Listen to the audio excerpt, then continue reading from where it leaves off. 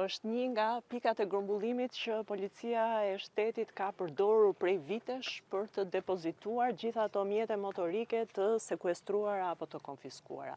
Pika të tilla kemi me dhjetra të shpërndara në territor në gjithë vendin dhe fal aksionit edhe fushatës që kemi ndërmarrë me një sër agjencish të Ministrisë së Punëve të Brendshme, por edhe të institucioneve të tjera,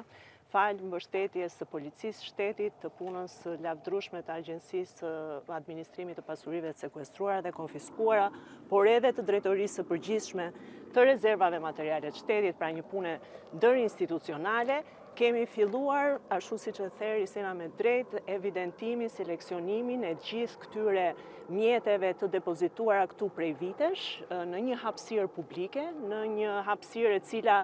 siç kundër mund ta shohim fare mirë, është një hapësirë që është një ndotje e konsiderueshme edhe për Bashkinë e Laçit, por edhe për bashkitë e tjera të vendit, ashtu sikurse e thash, ka shumë pika të tilla të cilat janë bërë mjedise të papërshtatshme që prishin, ndosin ambientin, por edhe mjedise të pasigurta, le ta themi këtë. Kështu që nga fillimi i këtij muaji, fal fushatës që kemi ndërmarrë bashkarisht të gjithë, ne do ta lirojmë këtë hapësirë duke ju kthyer ju, në rastin konkret Bashkisë së Laçit, e cila me sigurt që do të ketë projekte shumë të bukura për të zhvilluar në këto hapësira,